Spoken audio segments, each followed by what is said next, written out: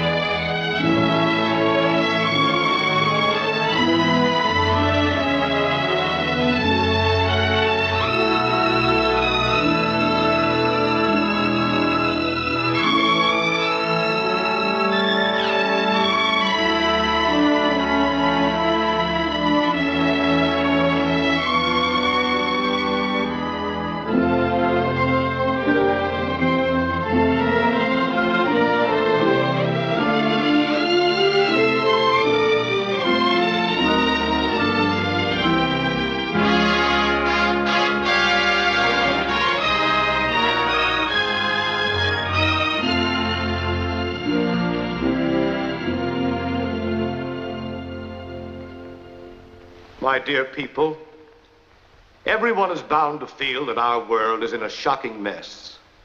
It may not be any worse than at other times, but it seems so to us. And after all, our world is like us. We're not lacking plans to make a more decent and peaceful world. It's just that we don't have enough good people to make our good plans work. We must never relax for a single moment in our work for a better world. But the biggest and most helpful contribution toward this that any of us can make is for us to become better people. We must have more people whose lives are motivated by the kind of charity that St. Paul wrote about long ago. The kind that suffers long, the kind that thinks no evil, the kind that beareth all things and endureth all things. St. Paul said that charity topped the list of all virtues.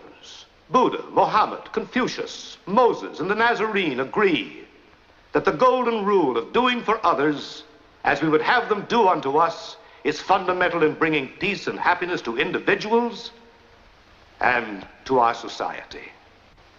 All good people have found gold in the golden rule. Amen. Mommy, that lady is asleep. Woo! One more time and I'll take you right outside and spank you. You look up there. Go ahead. Behave yourself. Mr. Clayton, one of the ushers took sick. Would you mind serving in his place? Not at all. Where are you going? They want me to help with the collection. But you look silly. You're too tall to take up collection. Besides, you're so clumsy.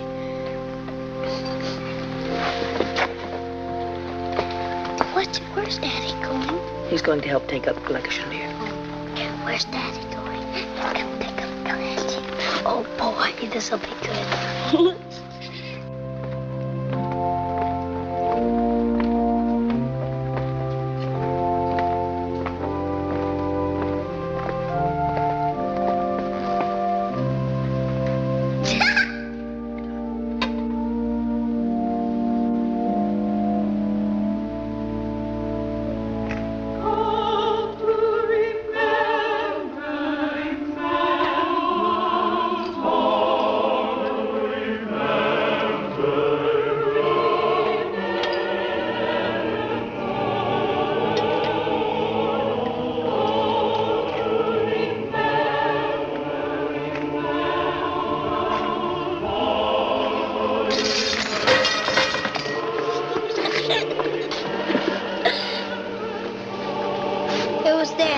I know, dear. Naturally, who else?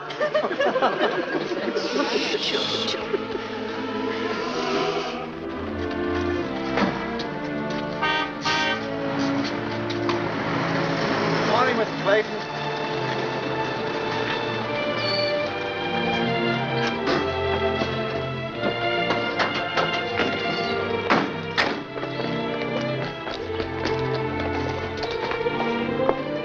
Hi, neighbors. Going up in the snow? Nice day for it. Where are you going? No place. The car's broken down. Oh, that's too bad. I'm sorry, Mrs. Butler. And the children had their hearts set on this. I don't get another day off in weeks. Now I don't know what to do with all this food. Why don't you folks take it and go someplace and enjoy yourselves? No, thank you. Oh, you're welcome, Mrs. Clayton. I've got the answer. It's very simple. Take our car. Huh? Thank you, Mrs. Clayton. Oh, sure. Thanks, Mr. Clayton. Thanks. Let's go. Give us a hand, Lou, with the stuff, huh? This is wonderful. Come on, children. Here we go. Oh, goodness, come on, children, get in the car. See, isn't it great? They're tickled to death.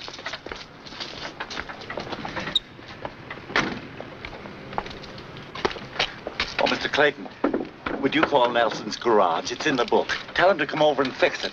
I'll need it in the morning for work. Nelson's garage? Yeah. Sure. Bet. Oh, would you wipe the windshield, please? Sure. Oh, that's good. I can see fine now. Have you got everything in the car? I forgot to feed the dog. Oh, no. Would you mind fixing him a little dinner? No. Have you any lean meat? Prince has such a weak stomach. Well, the markets are closed today, but we're having sweetbreads. They're easy to digest. Pan broiled? And maybe a little cottage cheese? Sure. Oh, that'll be fine. Thank you, neighbors. That's very generous of you. There should be more people like you, Clayton. Oh, thanks.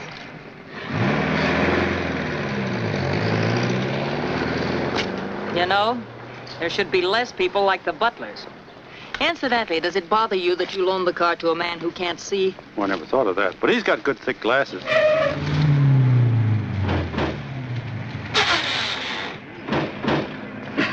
Well, maybe he's driving with his reading glasses.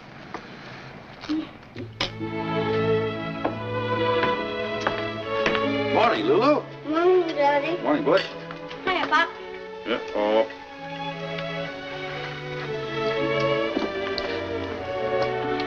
Please pass the Krispies. Crispy Crunchies again, hmm? You've been eating those for 2 weeks. Only 11 more packages and I get my Indian soup. Oh, and what does Lulu get? She gets to see me in my Indian suit. And then you said you'd help me get a doll. Sure, after I get my football. Here's our phone in the bathtub, Daddy. I eat everything and he gets everything. Shouldn't talk with your mouth full. Say, Pop, isn't there something you can eat that can win Mom a new house? All right, you find out what it is, and I'll eat it.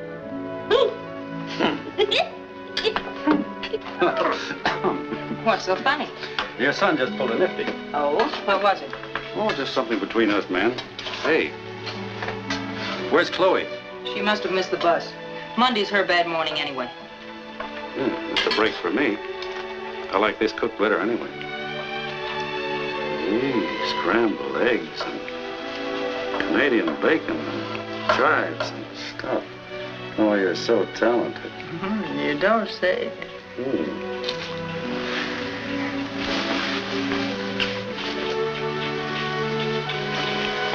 Oh, please, Mr. Clayton. My brother will be down any minute. No, he won't. I called him and he just rolled over and played dead. No, he did he? Do you suppose he'd mind if we ate? Beg your pardon? Mommy, what are you and Daddy doing? Nothing. I'll be with you in a minute.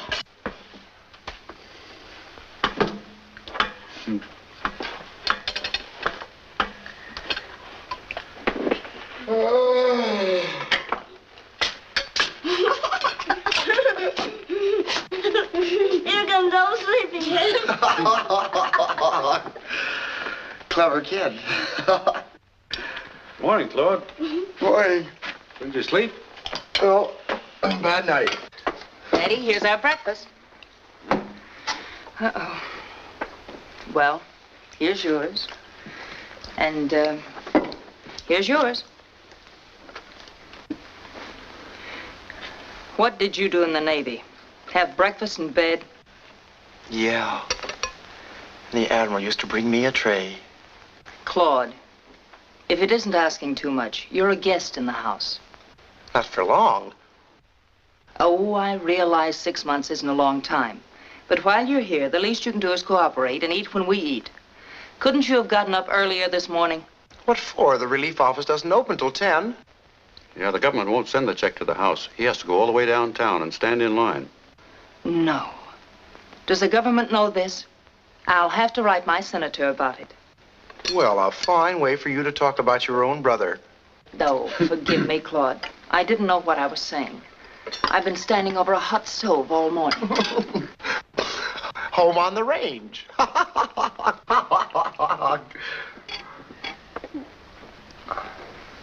Uncle Claude, are you an idiot?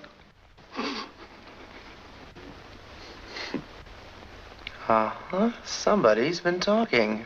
Hey, you kids better get ready for school now. Yes, both of you brush your teeth. Go on, Scoop. All right, get on. Well, neither one of you will laugh when I'm rich. Oh, the heck we won't. Lou, are you going to the funeral? Whose funeral? Oh, Lou. Poor Harry Gilmore. Oh, I'm sorry to hear it. But I hardly knew Henry Gilmore. Harry. Was he the man who borrowed the $180 from the bank and you guaranteed payment? Yep, poor Harry. Did he leave the widow any, No. Sick a long time. Very sad. I'm sure he was a wonderful man. But don't you think at times you have too much faith in people? Lou, how can you have too much faith in people? I know it sounds terrible, but people impose on you. You're a soft touch. You always said you could picture you and me by our own fireside. Well, $180 would build a pretty nice fireplace in the home we're never going to get. Look, Lou, I don't regret it. Harry Gilmore was a fine man. He happened to need some money, and I saw that he got it. Of course, yeah. Everybody thinks well of Harry Gilmore. Name one thing wrong with Harry Gilmore. His health. Hey, she's got something there. Say, can I have a cup of coffee before you two go broke? Say, who can that be? Claude, would you mind if... Mind? No, go ahead.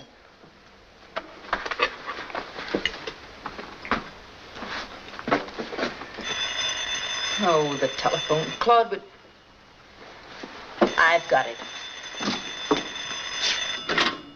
Hello. Yes, I'll accept the charges. Hello? No, hello, Mr. Butler. How are you? And your wife and the children? Uh-huh. And, how is our car? Oh, well, that's good. What? Oh, you're staying another day. Oh, that's all right, Mr. Butler. Our children will get to school. We'll manage somehow. Oh, think nothing of it. Sam will get to work. Oh, that's all right. What? Feed the dog? Again? Uh-huh, and no canned food. Oh, yes, I'll balance his diet carefully. Uh-huh. Well, have a good time, by all means.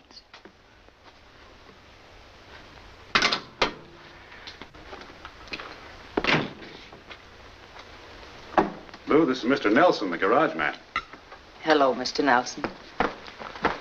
He's going to have a cup of coffee with us. He is? Oh, well, Mr. Nelson, sit right here. Take this.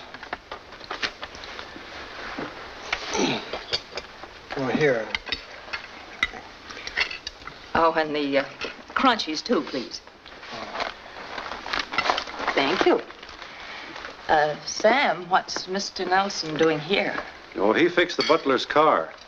Well, the brushes on the commutator were fluctuating. You don't say. The butler's bill. Coffee? Oh, I'm sorry. Oh, yeah.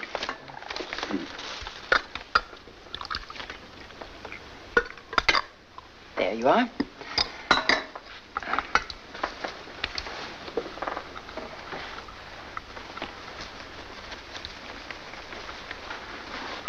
You see, Mrs. Clayton, I run my business on a cash basis. With me, cash is king. Why, if I trusted people, I'd starve to death. You'd be surprised how many people don't pay. No, I wouldn't. Oh, it'd amaze you the number of deadbeats there are in this world. Absolutely worthless, no good. Have you met my brother Claude? Oh, glad to know you. Charmed. Don't you think there's a lot in what I said? No, not much. Personally, I think there's two sides to everything, including my face, which I'm now going to shave. Oh, he's only my half-brother. Well, that's nice. As I was telling Mr. Clayton, he's the one who called for my services, and he's the one who should pay. But it isn't our car. Why should he have to pay the bill? Oh, the Butlers have been our neighbors for a long while. You can trust them. They'll pay you. Well, if you can trust them so much, you pay me and they can pay you, or I take the car back. Oh. Well, then I'll give you the money. 5, 10, 15. Oh, Sam, I forgot to tell you. The Butlers phoned and said they're not bringing the car back. They decided to stay another day. The weather's so beautiful. Oh. 16, 17. They did, huh? 18, 50, 75. Got any money, Lou? Well, no, I haven't. I was expecting some of that. Would you like to use the children's lunch money? Oh, Lou. That's near enough. Here. He said that was near enough. Well, we're really in a fine fix now. The kids will have to walk to school, and I'll have to go with them. It's only 6 blocks. And 6 back. And how are you going to get to work? Unless you use the Butler's car. Say, how about that? Well, I wouldn't think of using their car without asking them. No, you wouldn't. Well, Sir, you brew a mighty fine bean. Great coffee, sign of a great cook. She certainly is. She cooked me a wonderful breakfast. Sure smells good, especially on an empty stomach. Haven't you eaten yet? No. Lou. I've got it. Mr. Nelson, how would you like your eggs? The same way? Well, now that you ask, thank you, ma'am, no. Have you ever fixed them with black butter? No. Well, you burn a little butter in a saucepan, and you put the vinegar in the eggs in a little casserole, and then you take...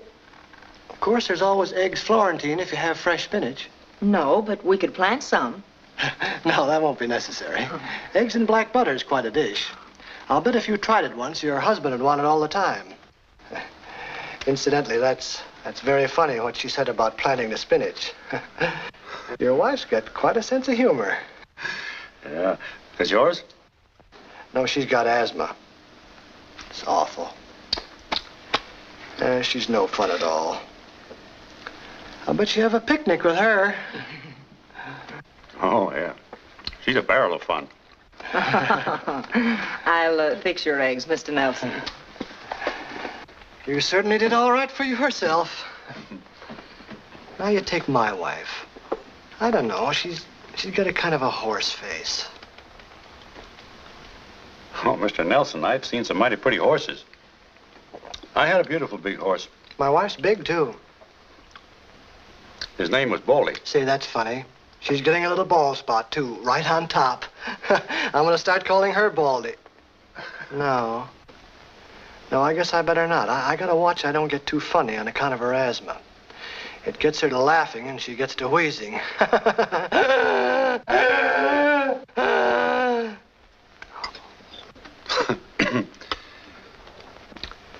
Sometimes she sounds like a whistle.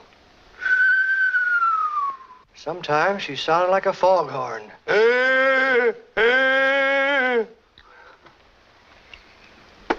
Well, my wife's grandmother had the same trouble. She looked like a horse, huh? No, just asthma. Morning, Miss Lou. Hello, Chloe. This is the bus waiting for streetcars. Oh, that man of mine. No good little casino. Did you have trouble getting him up this morning? Getting him up? No, he didn't come home at all, the little fool. He thinks he's found another Lena Horn. All she is lean. What she got, I ain't got twice as much of. I'll take over, Miss Lou. Who we feeding? Brother Clark? Well, Mr. Look. See here, who's that?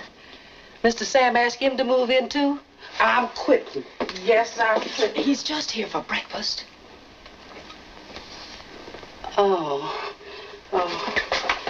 Miss Lou, how does Mr. Sam find all these characters? I've tried to break him of it, Chloe, but he just loves people. Yes, sir. My man loves people, too, but he loves them off the premises. How does this one want his eggs?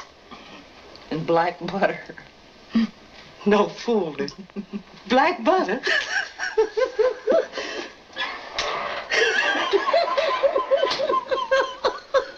Black butter.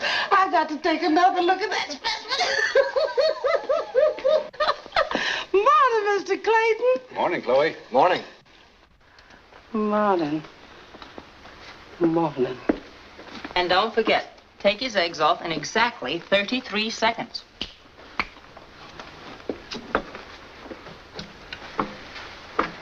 Lou, his wife has asthma bad. She has? Oh, I'm sorry. Yeah, she's a mess. You ought to see what I go through.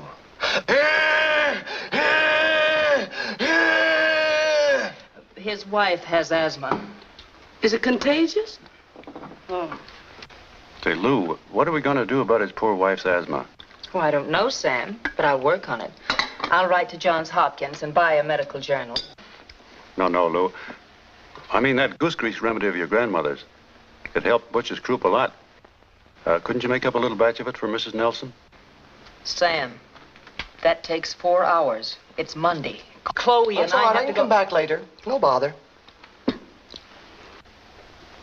Now, I've got a hunch it'll help her a lot. She can't go through life sounding like a foghorn. Oh, it'd be a blessing if you could cure her. All right, I'm sold. Come on, kids, it's almost 9. Mother'll take you. Sam, you'd better get going, too. Well, I always say one good turn deserves another. I'd like to drop your children off at school and take you on to work. Well, thank you. Did you hear that, Lou?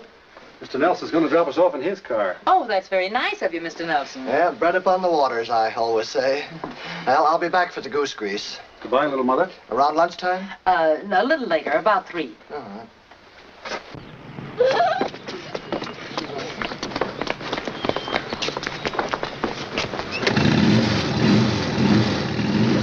Oh, no! Chloe, come here, you gotta see this. There we go. Ain't that cute?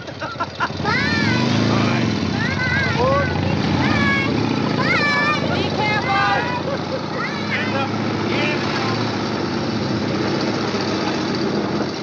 Imagine the general manager of our leading department store. He doesn't care.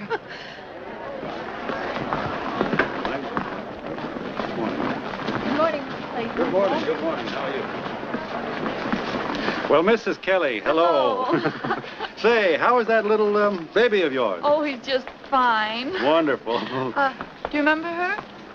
Trinity? Yes.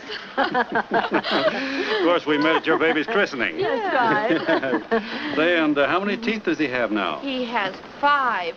3 upper, 2 lower. 5 Yes. teeth altogether? 3 uppers and 2 lowers? Yes. Already? Hey, oh, I beg your pardon. This is Mr. H.C. Borden, our president, Mrs. Kelly and Mrs. Finity. Oh, how do you do? I'm delighted to see you. How do you do, Miss Her Gordon? baby has 5 teeth already, and he's not more than, what, 8? 8 months 8 old. months old. And her boy will be graduating from military academy in June. Why, that's right, Mr. Clayton. Isn't that wonderful? Such a memory. And he's a great big fella, too. Why, he's that much taller than you are. Well. What can I do for you? I'd like to see something in teething ring. Teething ring? You know. Oh, yes. For the little fella? Yes. Why, of course. Upstairs, please. The third floor. And the first counter on the right as you come out of the elevator. Oh, Sam. After Miss Harrington. All right. Why didn't you escort them up personally? It's not every day we sell a teething ring. No. Now, Sam, this is our biggest season, so don't waste time guessing people's names and how many teeth the baby has. Well, we wait all year for Christmas. You can have the other 11 months, but give me that Yuletide season. You know, Sam, when sentiment runs high, that's the time to make the kill. So keep your eyes peeled for confused fathers and husbands. They'll buy anything, and it's our job to see that they get it. Excuse This is me. the time. Can you tell me where Humboldt Street is? 822.5 Humboldt Street. This is near Claremont. Oh, there's a city directory over there by the phone booth, madam. You know, Sam, we can't milk Easter very much.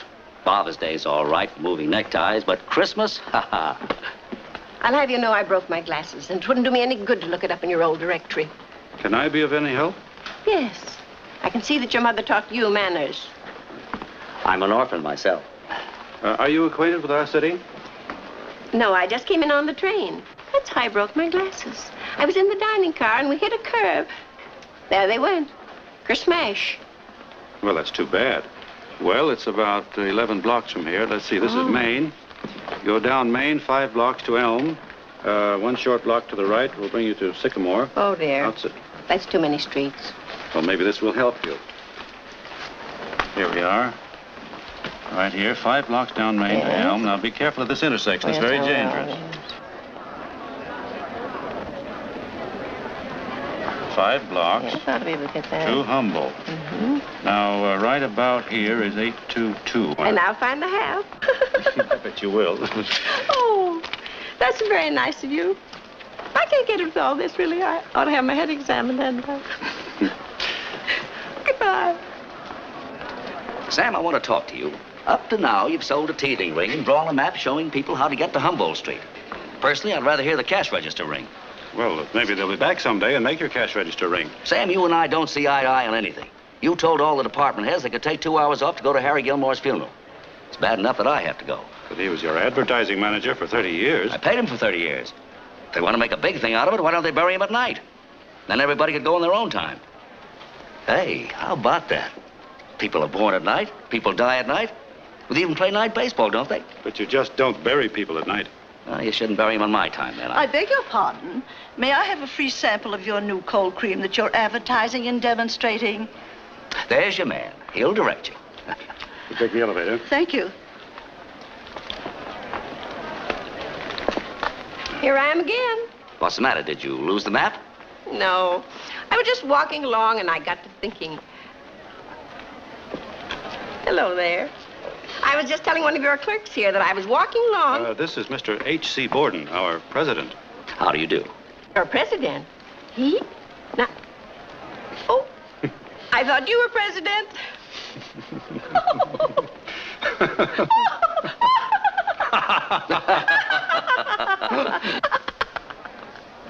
Well, anyway, you were so sweet about telling me all those directions. I remembered something I needed. And I thought, why not buy it from that nice young man? Well, I'm sure that whatever it is you want, we have. What did you have in mind? Have you any knitting needles? What kind, steel or bone? And what kind of yarn? Oh, I wouldn't know. You see, I'm just taking it up. I have a granddaughter. Don't tell me you're a grandmother. Stop it, you fool. She's going to be married. She's going to marry the nicest young man. And I'm going to be alone a great deal from now on, so I thought I'd take up knitting. Well, what do you intend to knit? A sock or perhaps a hug-me-tight, huh? I had in mind a turtleneck sweater for a giraffe.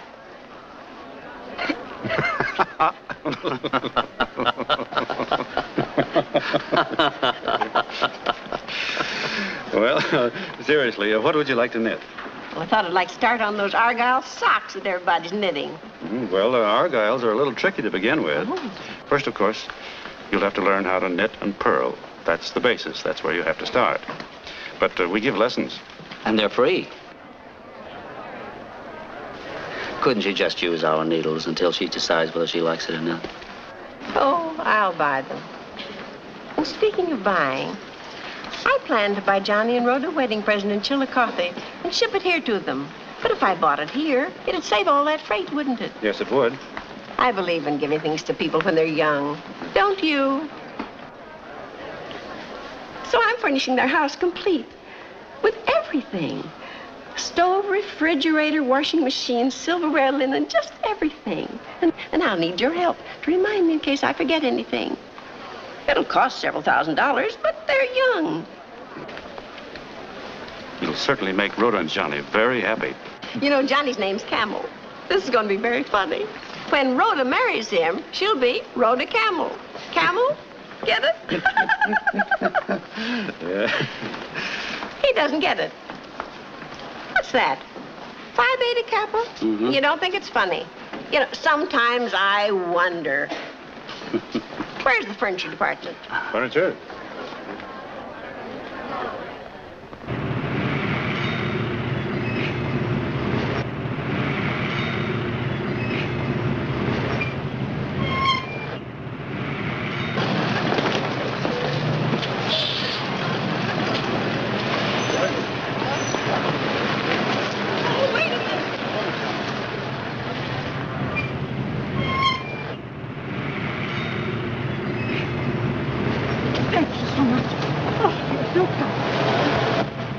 Haven't got all day, you know. I'm running on a schedule.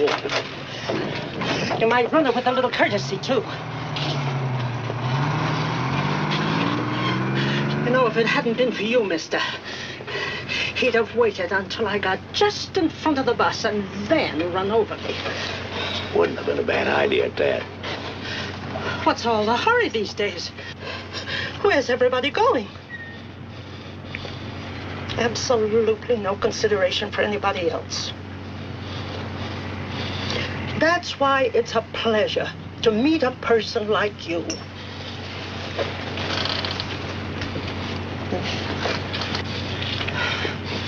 I would have had to wait 20 minutes for another bus. And I have a dentist appointment, and you know how hard it is to get them these days. Oh, yes? You know, none of us go to the dentist often enough. And don't let anyone ever tell you to have your wisdom teeth out. Because if I didn't have my wisdom teeth, he wouldn't have had anything to bridge to. Eh?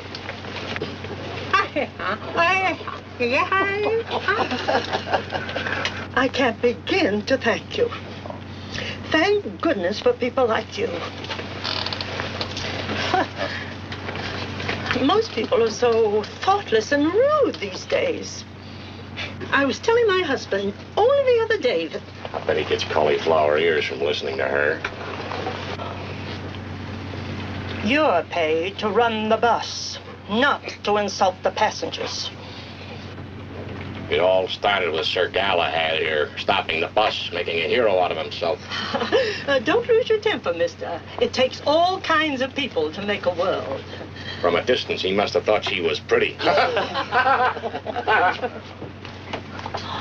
For that, I'll have to report him. What's your number? Here's the whole description. Take it all down. Just as I thought. No hair. I'm not surprised. Nothing could grow on a head like that. Here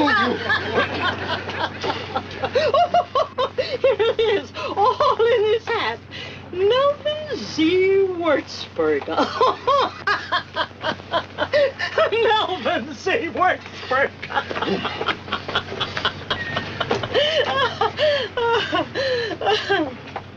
You know, it's really people like you, mister. Yes, you said that That before. restores- Will you let me off at the next corner, please? Why don't you stick around, Bob? Maybe she'll bake you a cake. Why don't you shut that big, fresh face of yours? No.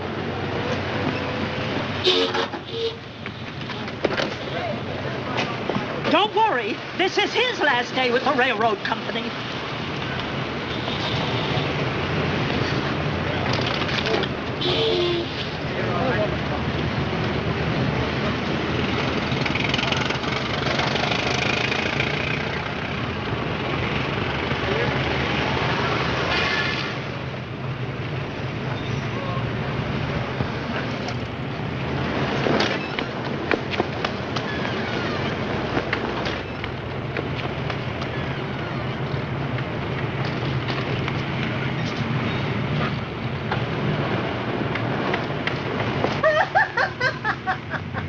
I'm sorry. What is that? I think she was running down there very fast. I thought she wanted to get in the bus. Oh, look, don't get... Now for the sick word, Sparkle.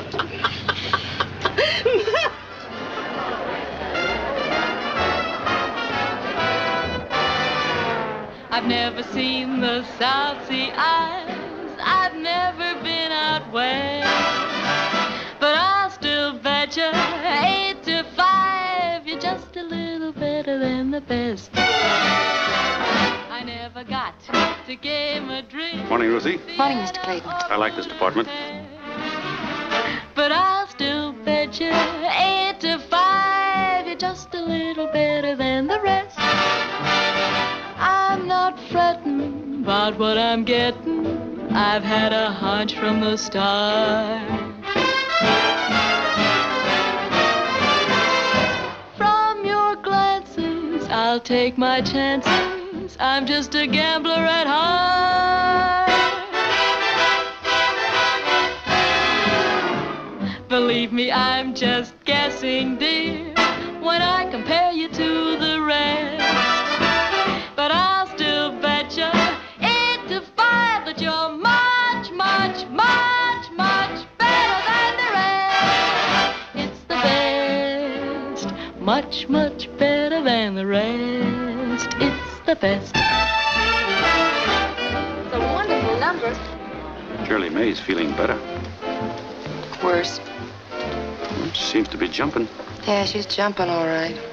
Her next jump will be off a bridge, mark my words. She's got those "when I woke up this morning he was gone" blues. I was out with them 6 times, and he even told me he was going to marry her. The yellow so-and-so didn't have nerve enough to tell it to her himself. He wrote to the landlady, and she gave Shirley May the news with her eviction notice. That's rough. Yeah. I'd take her in myself, Mr. Clayton, you know that. But my husband, the kid, and myself are all in one room. It's pretty crowded, you know. You were at the wedding reception, remember? Gee, if she doesn't get a break, you're going to be reading about her in the newspapers. Number 1 on the hit parade in a month, I guarantee. Shirley May, can I speak to you? Ruth, will you take over from there?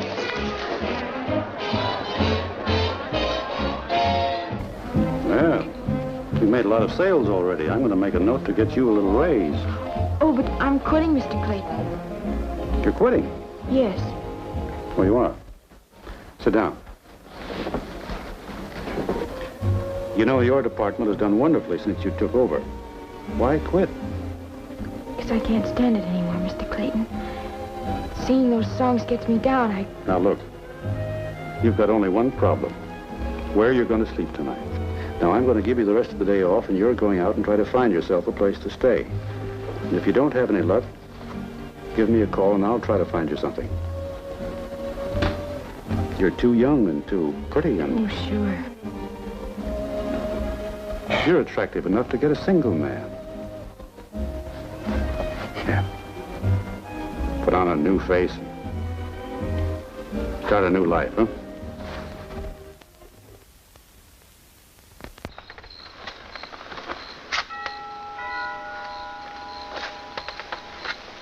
Nice people, the Claytons.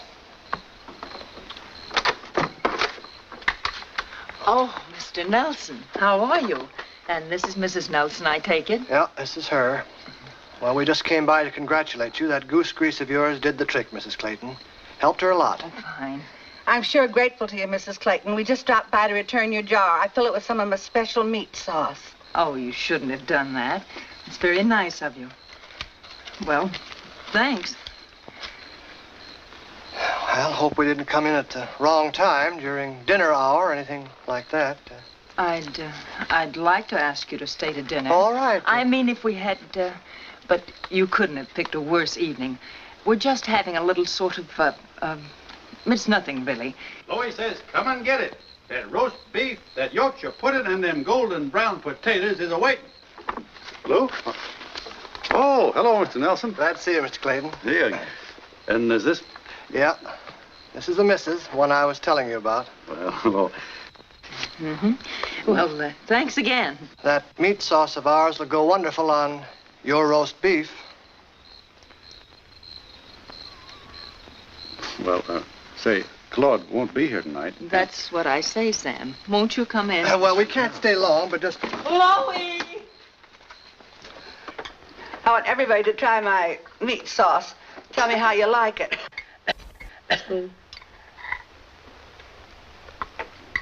Oh, no. Here you are, Butch. Pass to you, Daddy. Is that the same jar the goose grease was in? Don't worry, little man. I scoured it thoroughly with soap and water. Mm-hmm. I quite agree. I can still taste the soap. Butch.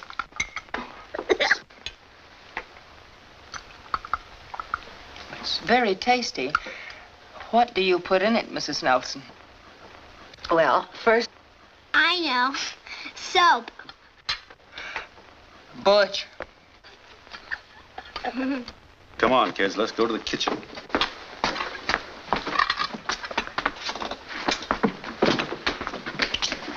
Vegetables, Oh, sorry. They're going to have their dinner in here, Chloe. I thought so. Now, I want you two to finish your dinner without a peep out of either one of you. Chloe, you let me know if they don't behave, will you? Yes, sir. Oh, Sam, Mr. Nelson was just saying his wife sells real estate. Oh. Uh-huh. Well, do you think this would be a good time to buy, Mrs. Nelson? Well, mark my words, prices won't be any lower in our time. What's the matter? Nothing, I'm just...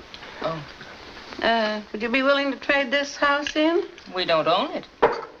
You don't own your own home? A man in your position? Clayton. If the price was right, what type of a home would you be interested in? Well, I've always had my heart set on an early American farmhouse style. Well, there is one. It's not on the market yet. The owner built it himself. He's an architect, and he may go to South America. Oh? And she brought all her old furniture from Connecticut. Oh, no. It sounds just like my dream home. Look. See? Mm-hmm. Well, look at that. Why, it's enough like it to be the same house. Really? Sam, did you hear that? Yeah. When will you know? When will he know? Well, he's waiting to hear from South America. Oh, Sam, wouldn't it be wonderful if we could get it? I mean, if they didn't ask too much, huh? Yeah, mm-hmm. If the price is right. What's the matter? Don't you want to buy a house?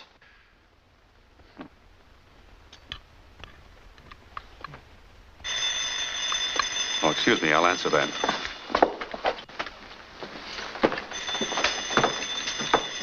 Want some more meat sauce? Oh, no, thank you. Sister dear. Yes, brother dear. Please pass the soap. You have only the two. Yes. Tell me, how many bedrooms are there in the house? Well, there's 3 bedrooms and a den that can be used for a spare. Oh, that's fine.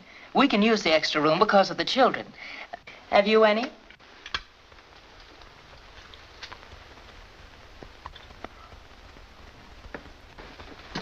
I'm sorry, this is very important. Someone wants to see me that owes me some money. They may pay me. Oh, no, Sam. Well, by all means, get your things. Well, I didn't want to leave you. With us? No, I didn't. Oh, yes, you did, Clayton. Oh, Sam, I'll be perfectly all right. All right. Ah, our dearest friend. Welcome to our domicile. And here's little mother. Isn't she beautiful? Hello. Hello. Oh, Sam. We're just bursting with happiness. Thanks to you. Sam, I won't kiss you, but I would like to extend a right hand loaded with gratitude. Come on, sit down.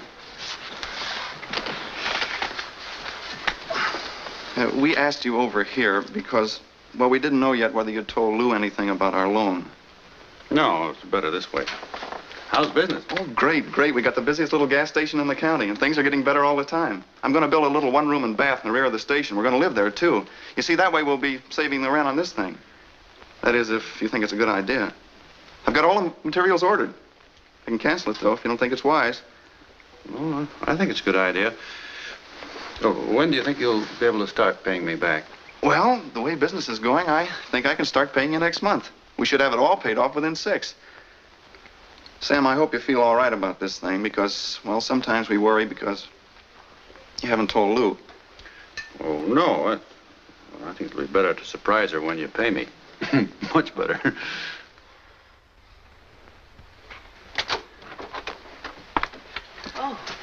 Oh, I'd have been home earlier, only that darn car stalled 3 times. It'll never be the same. Did anybody pay you, or could you have stayed here and had a nice dinner? Well, it wasn't a waste of time, but, well, I'll explain it to you later. No, they didn't pay you. No. Well, did you have a barrel of fun with the Nelsons? Oh, sure. When they finally left, I took a hot bath for my nerves. And then, what do you think happened? Well, before you go any farther, let me tell you I'm sorry for wishing all these people on you. It isn't fair. I'm through getting you into all of these things. No more Nelsons ruining our dinner. No more Butlers ruining our car. Speaking of Butler, that 4-eyed 4-flusher, now it can be told. He put a great big dent in our fender, which cost me $8.75 more. No. Yes. I figured why ask him for it when the deadbeat won't pay me the $19 he owes me now. And I didn't want to tell you about it. That's all right, Sam. Well, I thought you might rub it in. Well, me? Oh, no. No, you wouldn't? You're not mad at me? No. Lou, you're a darling. Oh? Let's forget about other people tonight, hmm? All right, if we can. Oh, sure we can. Let's be selfish and just think about ourselves, huh? Mm-hmm. And the heck with the Nelsons. And the heck with the Butlers. Oh, Sam, please. What's the matter? Can't you concentrate on your husband? I'm doing my best. Well, does my love border on the ridiculous? Yes, in a way, yes. Mm-hmm. You know me, don't you, Sam? Your husband? But, Sam, you don't understand. I don't understand. You remember the Butlers, don't you? Butlers?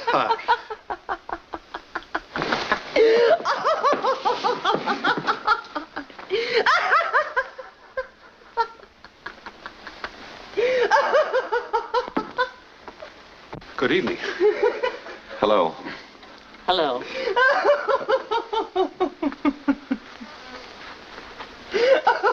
I suppose you think I'm quite a flirt. Well, I hope I didn't shock you.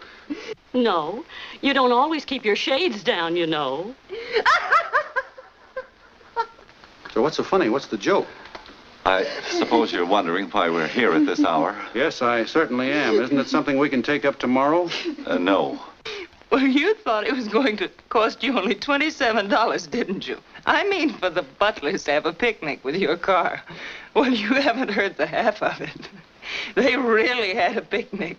They turned the other car over. The other car? It was his fault. That's right. Mr. Butler was driving along, minding his own business, when suddenly, right in front of him. But then it was too late, wasn't it, Mr. Butler? Yes, much. Say, what's the idea? You didn't tell me you had an accident when you brought the car back. Well, I didn't want to worry you. I thought I could talk to the fellow and that he'd be reasonable. I did have a nice talk with him down in the ravine. Quiet, Lou. But when I heard what he wanted, it was just ridiculous. I knew you'd never pay that. Me? What about you? Well, that's just what I told him. I said, look, if you're going to sue anybody, sue me. Don't sue a nice guy like Sam Clayton. It wasn't his fault, except legally. It was your car. He said he looked me up, and I have a reputation for not paying my bills just because I haven't been working. I lost my job, incidentally.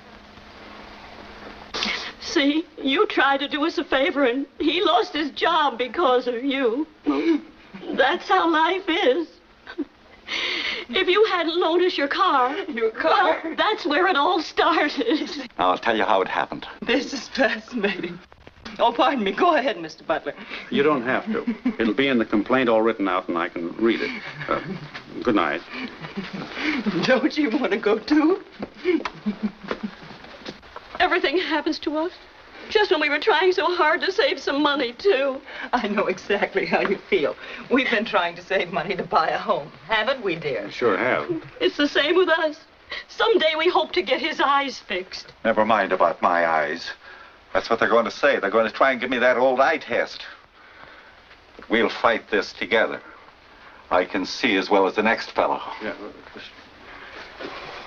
Oh, thanks. Over there, dear. Oh. Over there. Where will they put them next?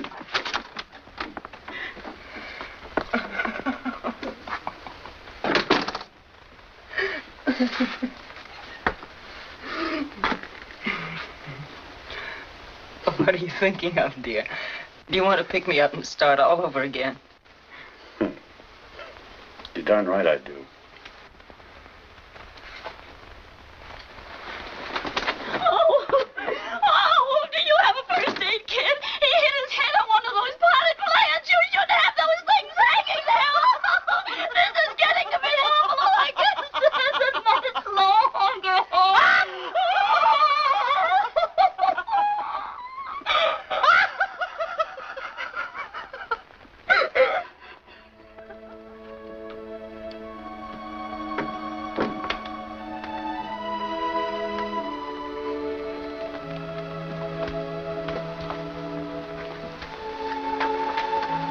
I know you've heard this before, but I'm sorry again. Yes, I know, dear. But now we have a lawsuit on our hands. Our home's farther away than ever. Damages, attorney's fees. If this keeps up, we won't be able to buy a tent. We just can't go on like this. Sam, when are you going to learn that there's some people in this world who don't deserve your help? Just think of the people you've done things for since we've been married. Then think of how many have paid you back. Take Claude, for instance. He's sleeping in my bed. Our bed. With you. Butch is in there on a cot.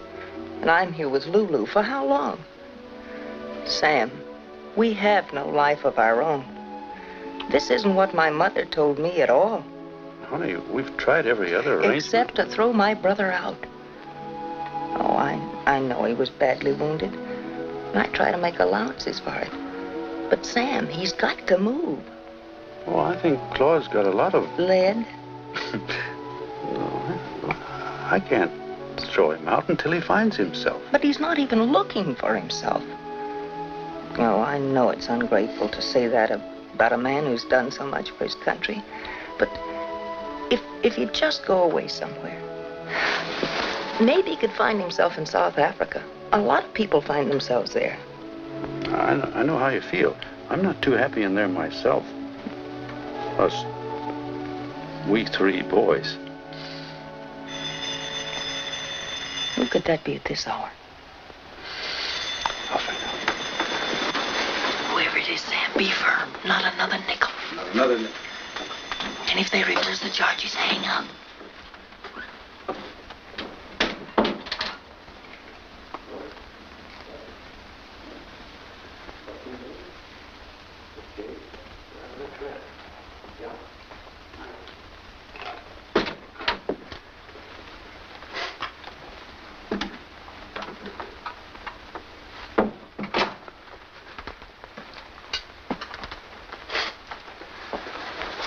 Your brother is not coming home tonight. Can we depend on that? Yes. He's going to Cincinnati. No. Yes, for 10 days. Oh, goody. Maybe he'll find himself there. Yeah. What's he going to do? Well, there's a big music festival. Everybody's coming from miles around. Not my brother. What's he going to do? Shoot pool. That's more like it. There's a big tournament. He's pretty good, you know. So I hear. I think pool's very nice, don't you? Yeah, pool is a very interesting game. It's a very old game. And I think it was very nice of Claude to call and let us know, don't you think? Daddy. Yes? Mommy.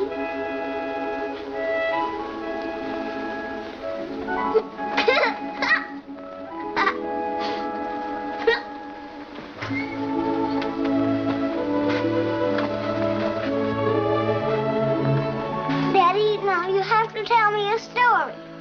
All right. Which story do you want? Cinderella. First, we've got to get in the bed.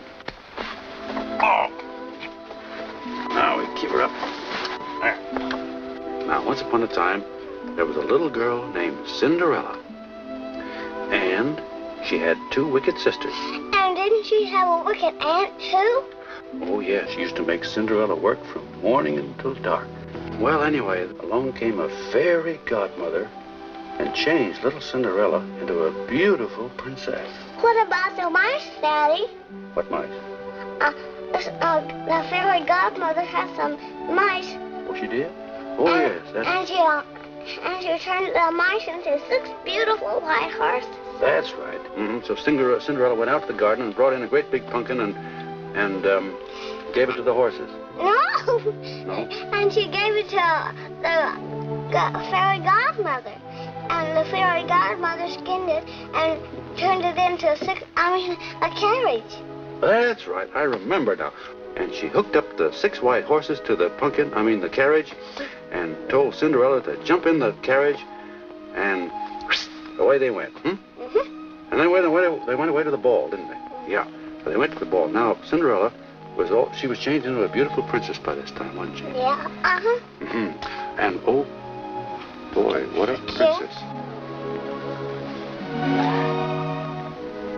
Where was I? Oh, yeah. Oh, well, beautiful princess. Oh, she was so beautiful. She, oh, gosh. What a beautiful princess. Oh, yeah, and she lost her shoe. And she had so many children, she didn't know what to do. Oh, Daddy, that's another story. And they were all hungry besides. So she went to the cupboard, and the cupboard was bare. So the poor bear had none. Well, anyway, where was I? Now, let me tell you her story, Daddy, and you go to sleep. All right.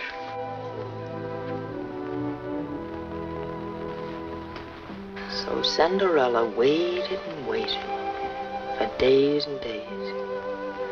The question was, would she and Prince Charming ever get together? And suddenly, the door opened, and there he stood, the prince himself.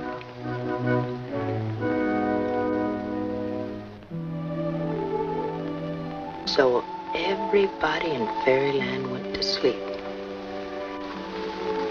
3 little pigs went to sleep. The big bad wolf went to sleep.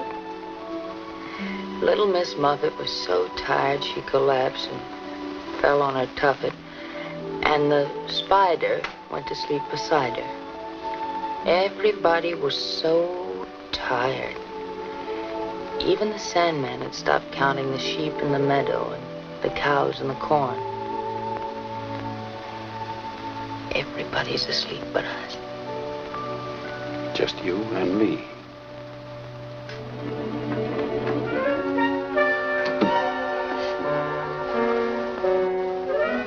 What's the matter? No.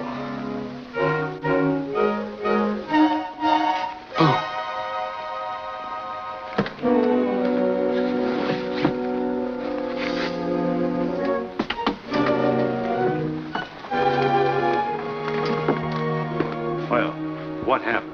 I've got a surprise for you. I've given up pool. He's given up?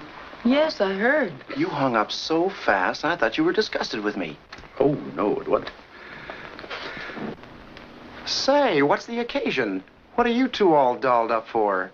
Oh, this is just... What was it? We were just celebrating the longest day of the year. Yes, that's it. Oh, I don't get it. You explain it to him. I'll tell Lulu another story. Forever, Goldilocks.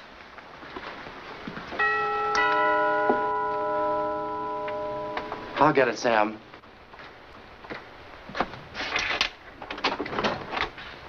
Is this Samuel R. Clayton's house? Yeah, I'm Sam Clayton. Yeah. Look, I got a gal in the back of my car, and she's in a bad way. She had me stop at a drugstore for a minute. I should have got wise then, but I didn't. Next thing I know, I look in the mirror, I don't see her. I turns around, and there she is out on the floor. But look, this is a private resident.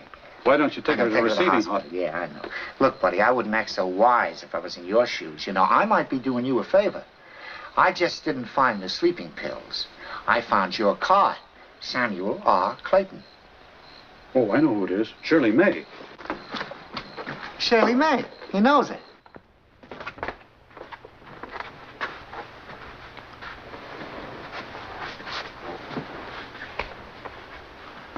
Sam, you've got to keep a level head. Lou is right in there. Oh, be quiet. Go call Dr. Brown, Orange 3621.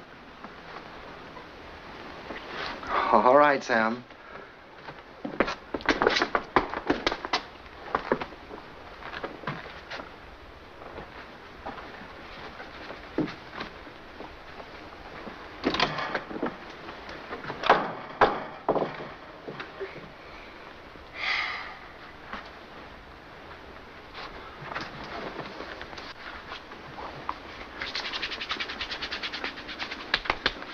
It's all right, Lou. She works at the store. She took an overdose of sleeping pills. Is there something we can do before the doctor gets here? What happened, Mommy?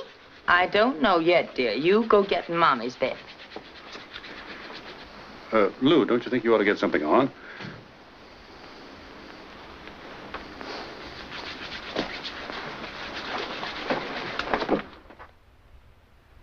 What is it, Lou? What's so serious?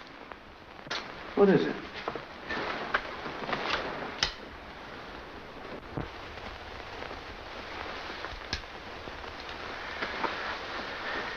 He doesn't drink. No, sometimes I wish he did. Gamble? No, but I'd prefer it to what he's doing. He isn't in love with somebody else. Yes. Everybody. He loves everybody. He's in love with the human race and animals and bird life and fish. Why, he wouldn't even swat a fly, nor any of those leeches who cling to him. He just can't help helping people. And that's bad? Well, how does that affect your life? What life? Oh, all right. You say marriage is a case of give and take. Well, he gives everything away, and I just have to take it. He's so sorry for people. He's his brother's keeper, and he's got too many brothers. He started with my brother, and he's built up from there. He wants a house by the side of the road, and to be a friend of mine. And I do the cooking.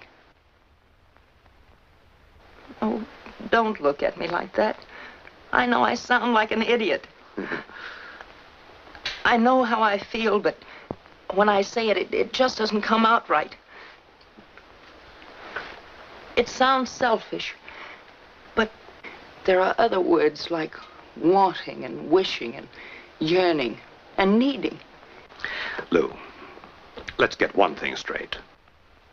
All peoples are agreed that there's nothing greater than helping one another. It's the only way we can make a happier world. But you have a point. Here I've been selling this all my life, and a man takes me up on it, and now his home's unhappy. Well, there's no question but what the happiness of the home comes first. Is Sam a good father? Do the children suffer by his actions? Oh, no, he's a good father, all right.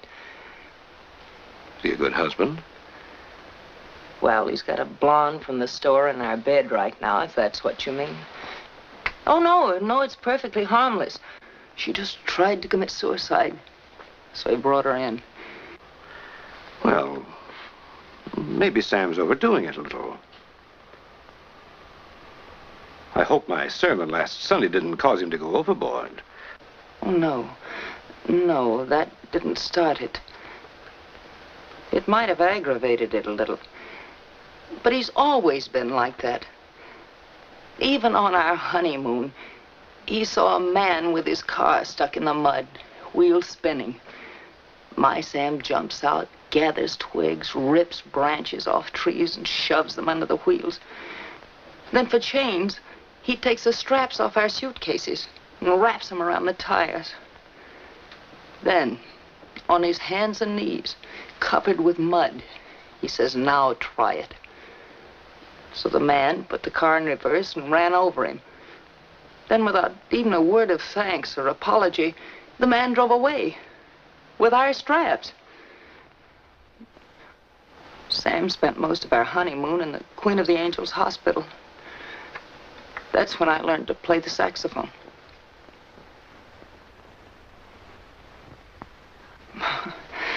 Now, you'd think that would be a lesson to him about helping his fellow man. But no. Lou, you still love the big guy. Give him another chance. I'll talk to him. I don't know exactly how to put it to him. I don't want to tell him to disregard everything that I stand for. I'm not sure just yet how I'll tell him, but I'll look up something on moderation. Well, that might help. What's the best way to see him? How can I meet him accidentally, huh? Well, you could run into him casually at the athletic club. He takes the workout on his lunch hour, if he hasn't given his trunks away. Yeah. Oh.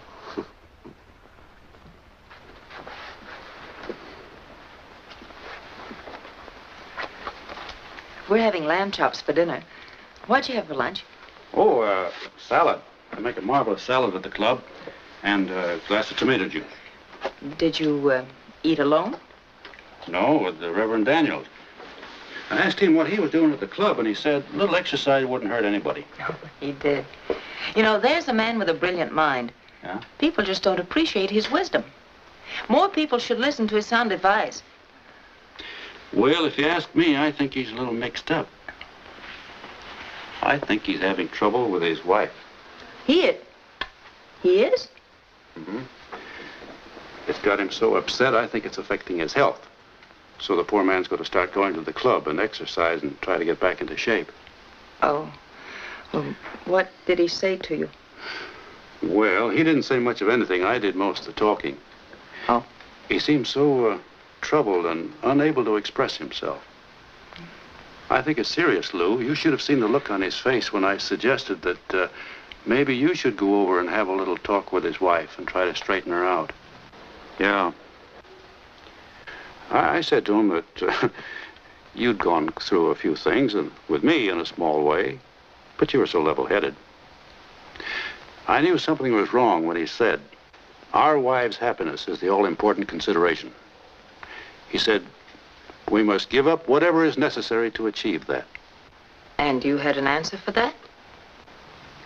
No. I asked him a question. Oh. How much does a wife expect a man to give up?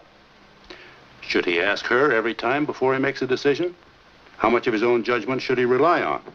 And how often should he run to her? If he ran to her all the time, she wouldn't want him because he had no judgment. I mean, if he's going to drop a dime into a beggar's hat, does he have to run to the telephone first and spend a nickel of it to ask her permission? That's silly. I should say. My point is, if he's going to keep giving things up, why doesn't he give up his self-respect and just give up? She knew what he was before she married him. She knew what she was getting into, didn't she? Poor Mrs. Daniels.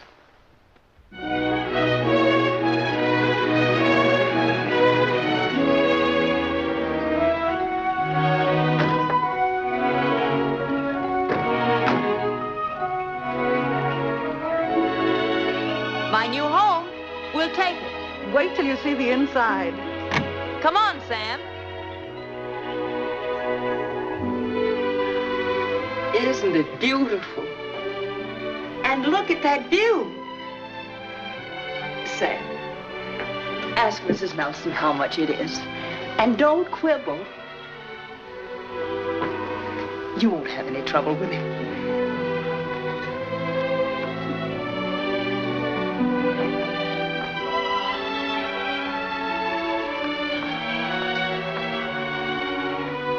It's not bad, you know.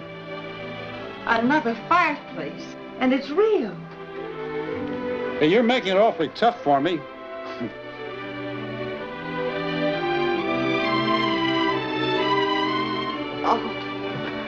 Oh, I've never seen anything like it.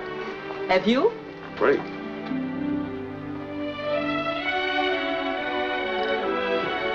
And we won't even have to change the wallpaper. What's the matter? Bed too small for you? Oh. A little short, huh? Little. We'll put a leaf in it. Oh, Sam, look behind you.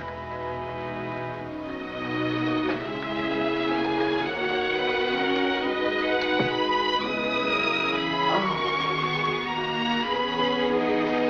This is paradise.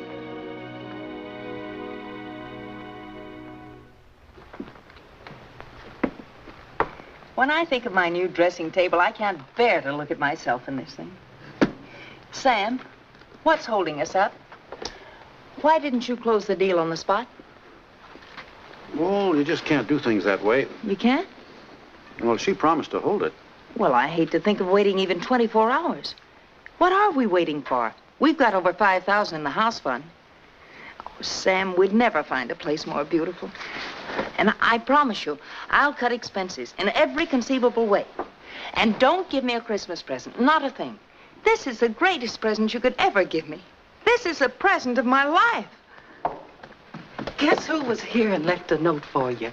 Mr. and Mrs. Adams. That lovely little couple used to live next door. I miss her.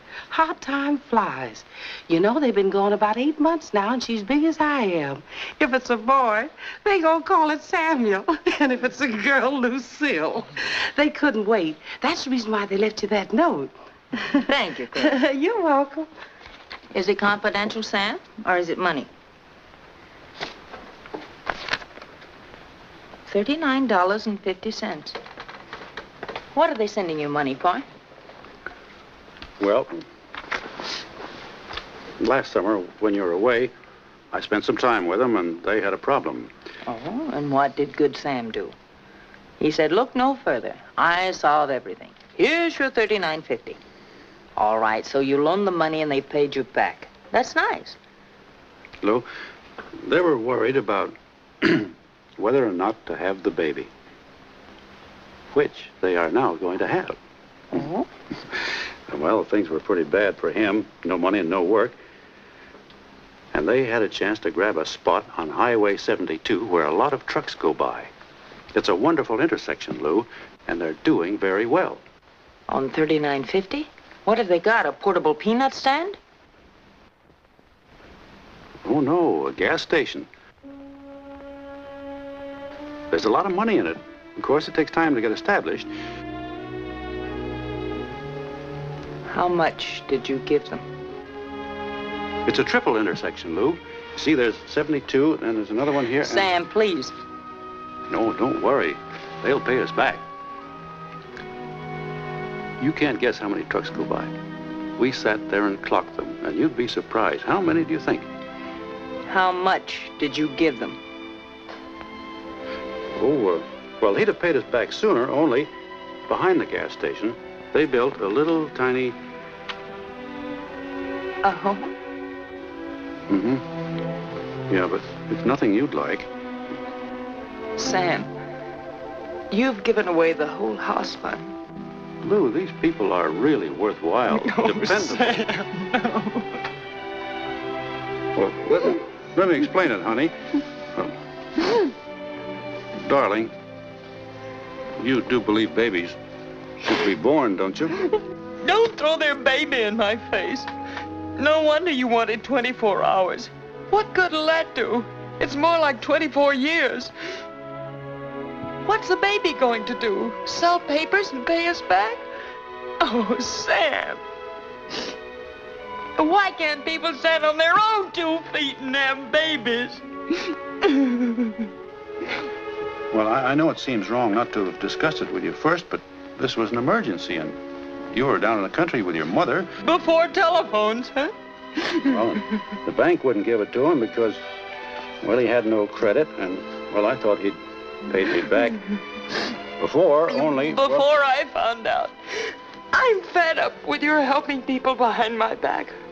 You're nothing but a double-crossing, two-faced, sneaking Samaritan. Lou, they're good people, and they were... Oh, shut up. Go away and leave me alone. Well, you'll feel different after she had the baby. So will she.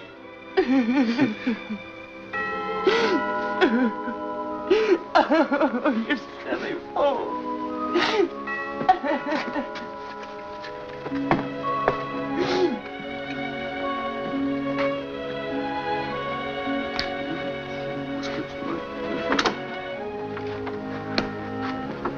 Well, this is a pleasant surprise. Well, I thought I'd drop by and see how the Claytons were getting along this fine Sunday afternoon.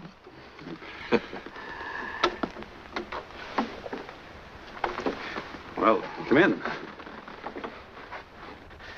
Well, I watched you two out of the corner of my eye this morning and was delighted to see you both looking so serenely happy. Yeah, we're happy. Say, how are you and your wife getting along now? Any better? Yes. I don't think we'll have any more trouble. I told her about our little talk, Sam. Did a lot of good. She saw your point. I told her what you said about dropping the dime in the baker's hat. Made her laugh. Well, that's fine. Then there'll be no need for Lou straightening her out now. No, I don't think that'll be necessary. We both arrived at the realization that so many domestic squabbles are silly. Each has to give a little and see the other's viewpoint.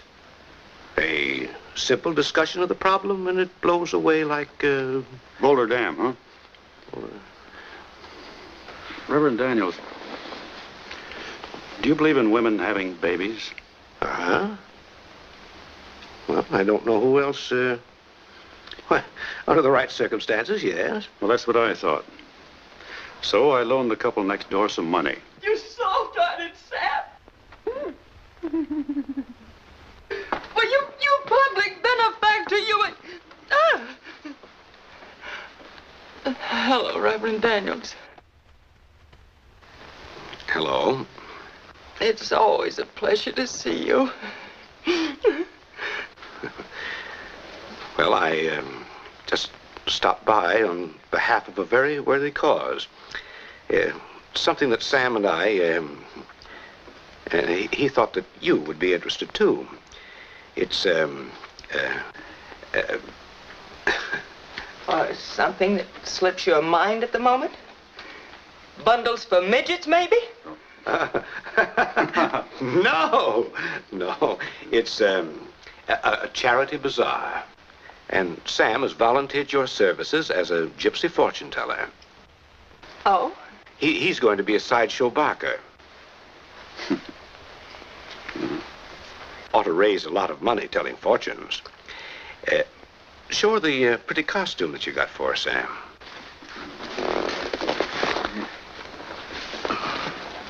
No, you show her. Oh, no, go ahead. No. Me? Well, it's really a very nice costume.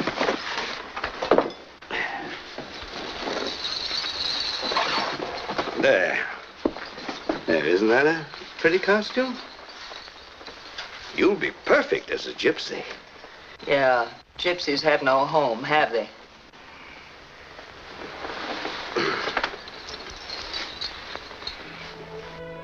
Good night, Chloe. And after this, you kids get home earlier. We will. Oh. Good night, Chloe. See you tomorrow. Hey, before we go in, would you like 15 minutes more of what I think of you? Oh, I'd like it, Claude, but it's awfully late. Look, it's only 6 o'clock in Australia. Come on, sit down, please. All right. You ought to make the most of these moments when you're with me. No, we better not, Claude. Your sister won't like it. Never mind my sister. Now, where did I leave off? Your hair, your eyes, your lips, and that sunny smile. Oh, stop. Did I say I'd walk 1,000,000 miles for one of those smiles? Did I say I'd climb the highest mountain? And swim someplace, too. And I've got you under my skin? Mm-hmm. And, are you impressed?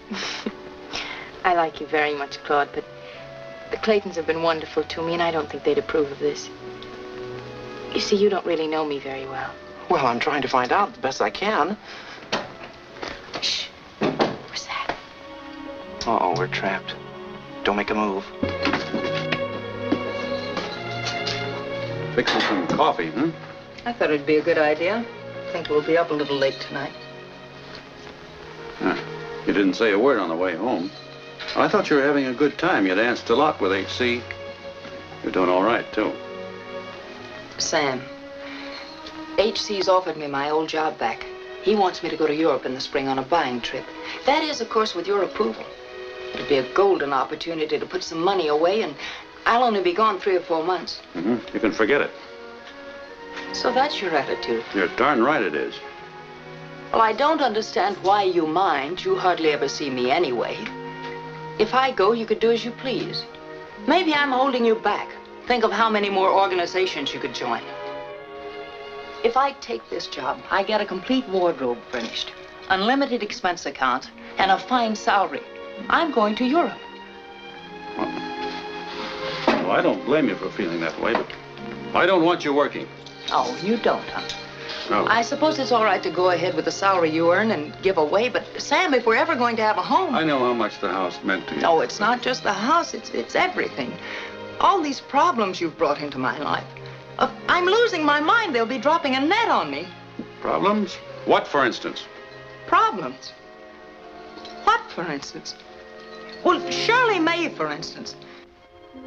You brought this department store Magdalene into our house, and how does she repay our kindness? By trying to put her hooks into my brother. Oh, I'll admit Claude's no angel. But I can assure you I'm not going to stand aside and see him wind up with that alley cat.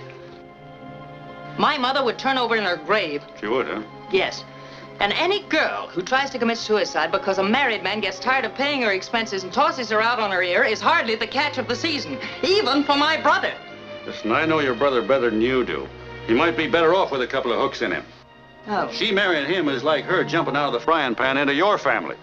Don't change the subject. Are you going to ask her to get out, or am I?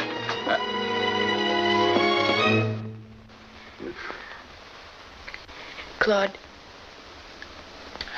I'm sorry you had to hear it all this way. Somehow I planned to tell you in my own words. A little differently. I probably would have let myself down a lot easier.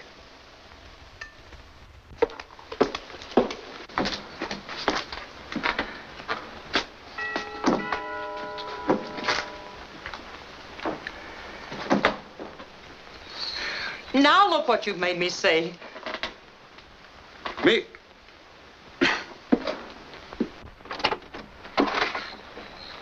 Good evening. Hello there. We're Mr. and Mrs. Adams. Used to be next door neighbors. Well, won't you come in? Thank you. You were what the man said. Come on, little mother. Take it easy now. Take it easy. We're old friends of the Claytons, and we're a little high. Not me. He's been drinking my drinks, too. You may not know it, but Sam Clayton is the dearest friend I've got. You know, if it weren't for Sam, my wife wouldn't be having a baby. Ah, here they are. I give you our dearest friends and benefactors. 2 hearts of gold in 3/4 time. Come on, little gypsy. Da, da, da, da, da, da, da, da, da. Don't you like the waltz? What have we got to waltz about? We're celebrating, Mrs. Clayton. We've had a few drinks. I mean, I've had the drinks. What have you been drinking? Gasoline? Wouldn't they buy it?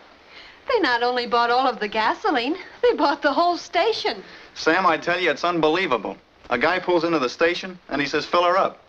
The guy says he likes me. He says he's been watching me on the corner and counting the trucks going by. In short, he'd like to purchase my growing business. I guess he probably noticed the way we're expanding. He wanted some air. Who's this? Claude. How are you? Glad to know you. Out of a clear sky, he says, Bub, what do you want for the station? Without laughing, I says 12,500 with a little house in the rear thrown in. And without laughing, he says, I'll take it. And it's his. And here's your share. I made it out for 1,000 more. Oh, no, you shouldn't. Don't argue. We both did all right on that deal, thanks to both of you. I bought another place up the line. You're in on that, too, if you want. And believe me, if I can ever do you a favor. Well, you can give Claude a job. He'll sell a lot of gas for you. He's got one. Here, lift me up, Claude. Good. Now, you want to celebrate? Want to dance the night away? We're hardly in the mood for that. Well, pardon the intrusion. Come on, little mother. I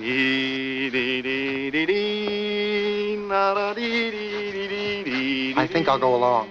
No use getting stiff, you know.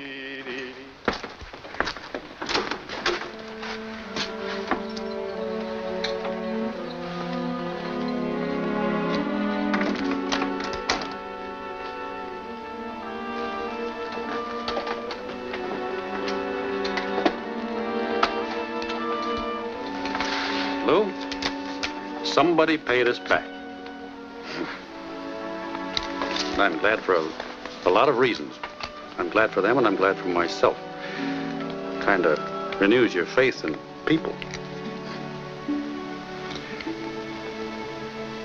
You know, it's funny, Lou.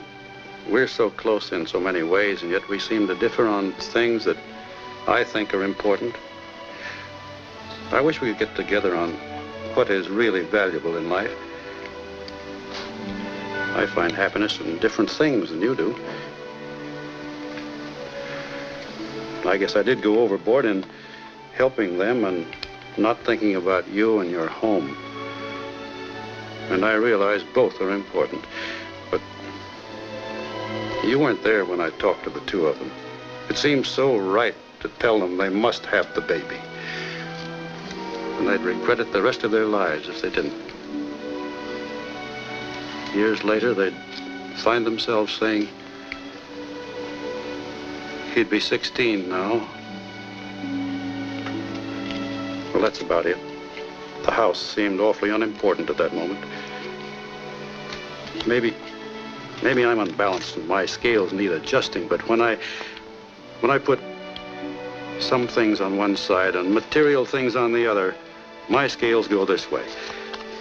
And gosh, I'll never change, Lou, because that's the way I am. And so, while you're in Paris... Who's going to Paris?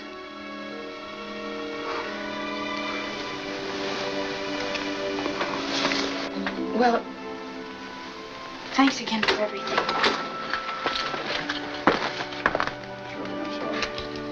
I'll be all right, Mr. Clayton. I'm going to stay with Ruthie.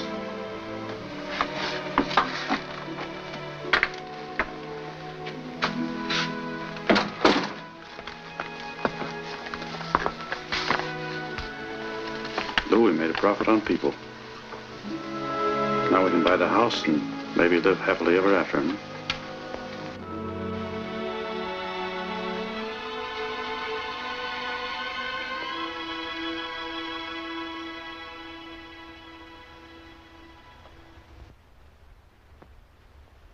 Claude, I feel badly enough now.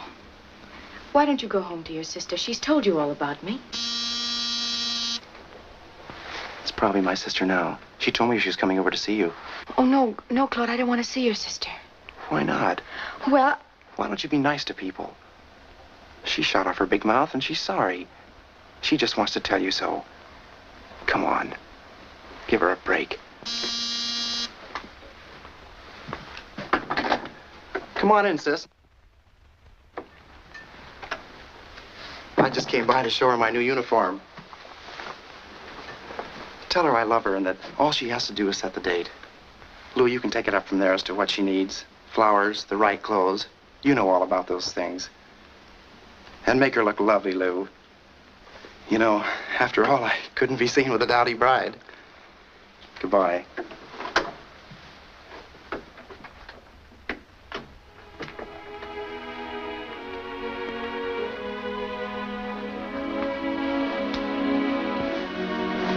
May I sit down?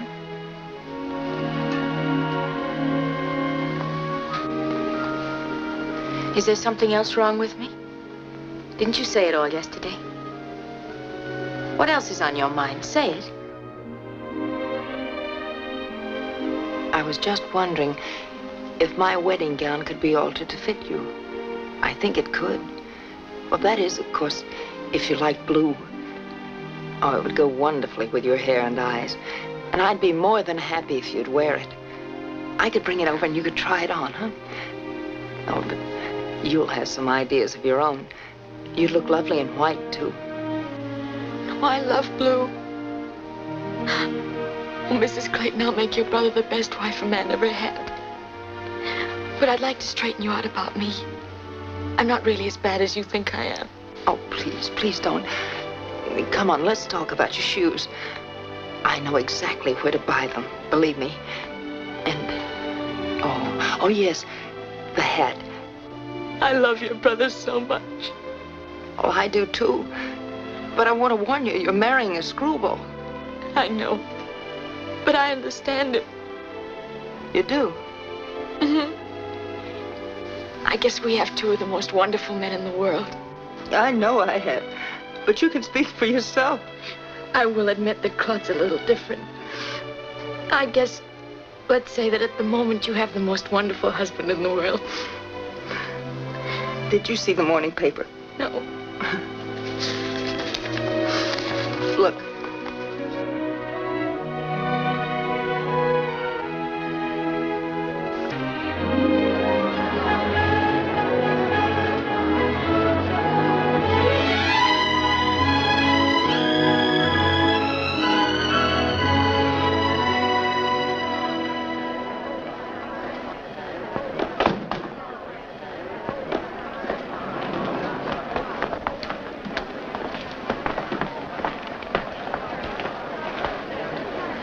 Hello there. Well, hello. It's nice to see you. Thank you.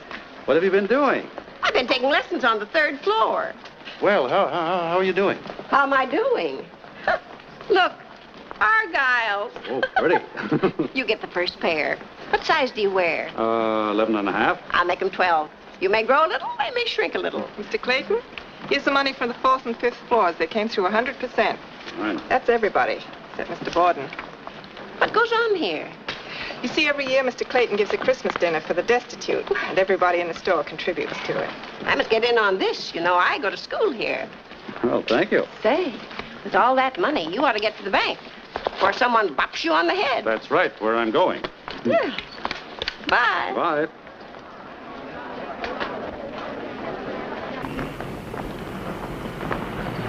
Hello, Mr. Clayton. Joe, sorry to keep you waiting. It's all right. Where are the turkeys? Over in the truck. 3 more loads coming. Best bunch I ever raised, too. Here's the bill. Hey, you raised the price, too. Oh, well, feed and everything's going up, you know. Here, I have it all made out except for the amount. Good. Thank you, Joe. Well, thank you, Mr. Clayton. Well, Merry Christmas. Thank you very much. Same to you. Call you next year. Bye.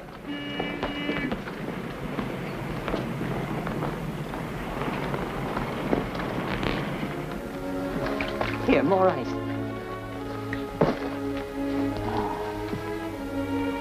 Say, I shouldn't be here. What time? Hey, she took my watch, too. What happened? Oh, all I know is somebody hit me on the head from behind. How'd she get you up here anyway? She had a heart attack.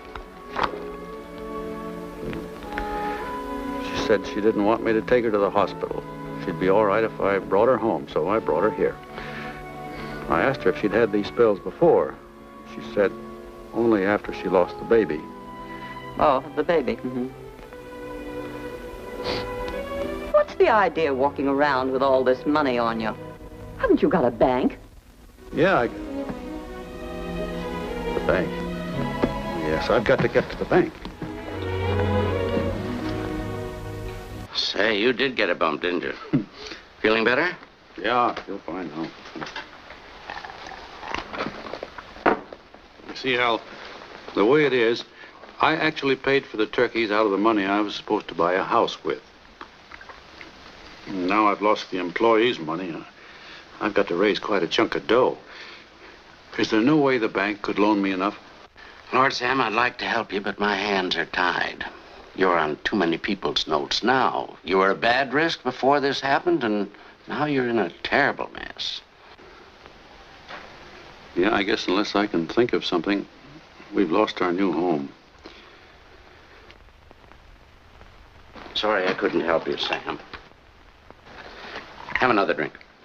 Well, just one. A clunk on my head made me kind of woozy. I'll have one with you.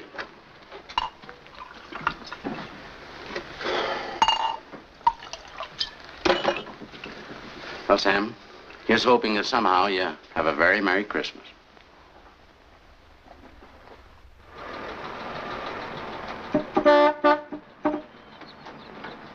Hey, will you clear the driveway for me? Sure.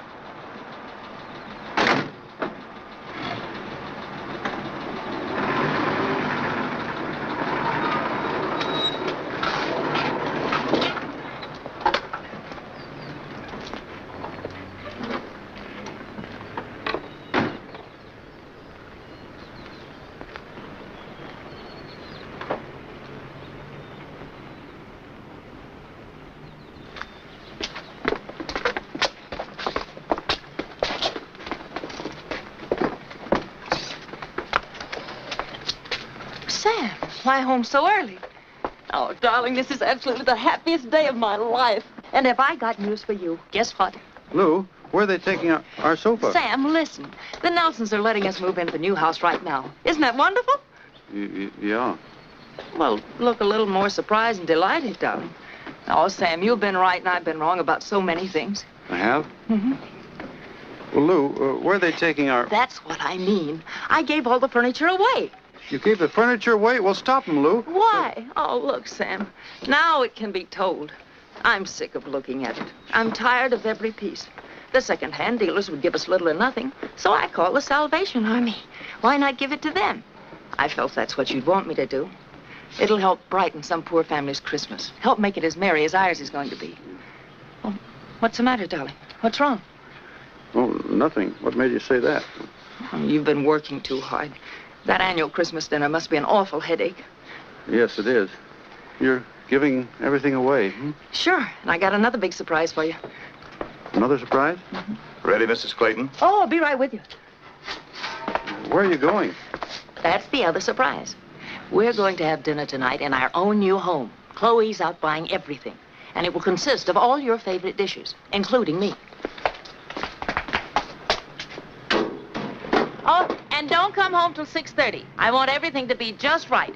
And to give you a rough idea, dinner starts with a surprise, flown in at great expense. Goodbye. See you in paradise.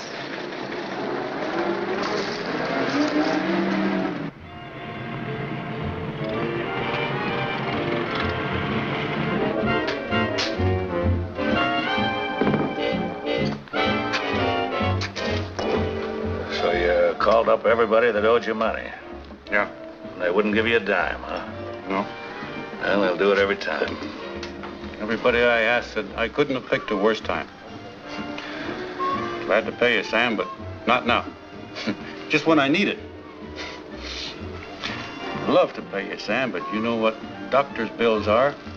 Just got on my feet when I broke my leg. Sorry, Sam, but 3 boys in the hospital. No, 3 boys in the college. My mother-in-law in a tent. Oxygen tent. Oh. But don't you worry, you'll get it if it's the last thing I ever do. But not right now. Not right now. Can you wait till April? Yeah, some April. Yeah, people are all alike, Sam. I know what you mean.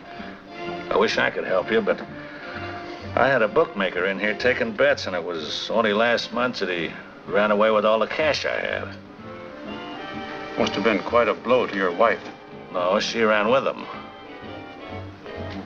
Maybe I should buy you a drink. Well, I could stand one right now, thanks.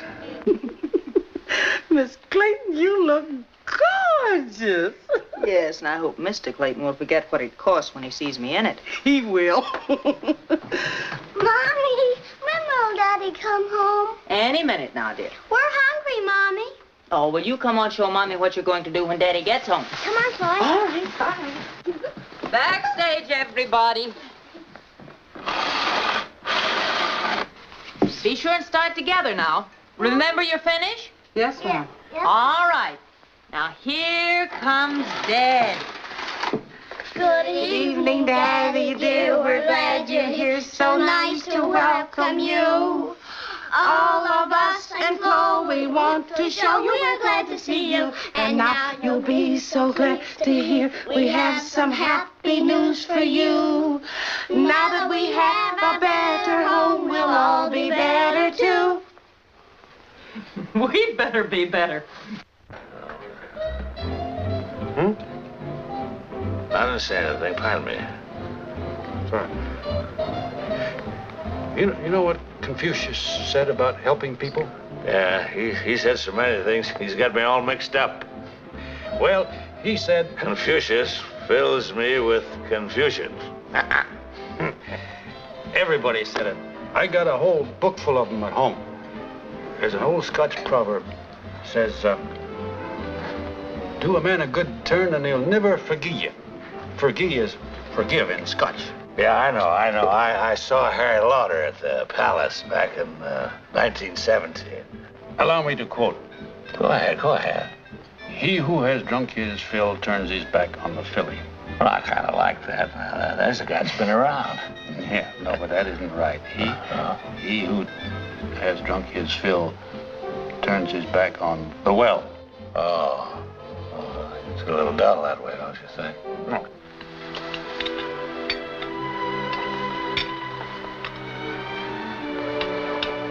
Well, maybe he worked late at the store, Lou. Why didn't he telephone then? Did Daddy know we were going to have black raspberry ice cream? No, dear. We were going to surprise him. Do you think something happened to him, Mommy? Oh, no. No, your daddy's all right. Maybe he isn't.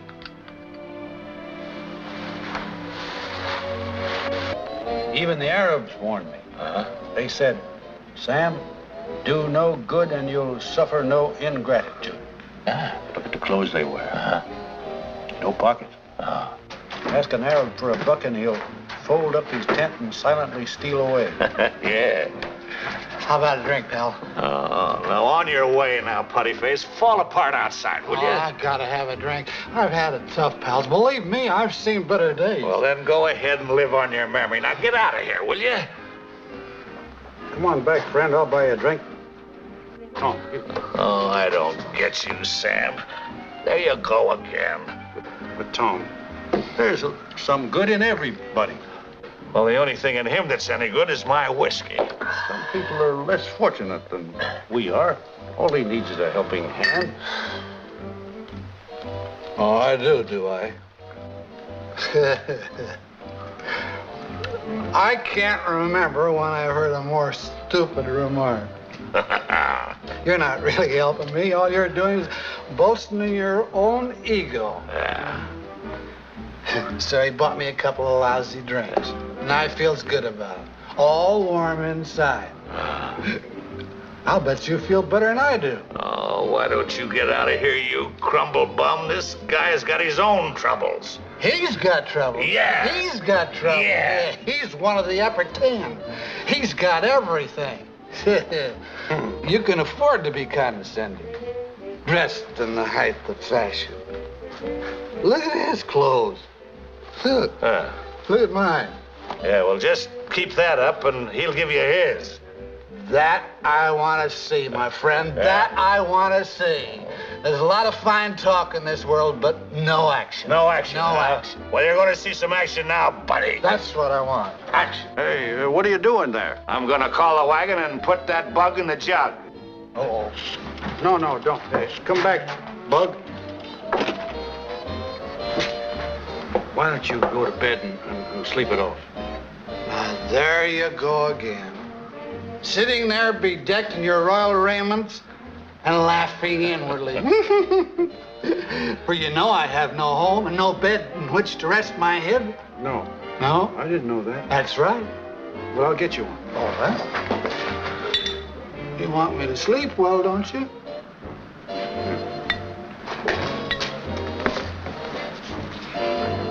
Thanks. Now, don't forget to give him the shirt off your back. I'll be back. Don't drop him in here. And get him out of that woodwork, will you? Get him out of here. How do you do? I do. I'm Mr. Drew from the bank. Yes, sir. I'd like to see Mr. Clayton. Well, it's a bad time to see him. He ain't here. Well, could I see Mrs. Clayton? Well, It's rather important. yes, sir. Well, you wait. Well, you better come in, sir.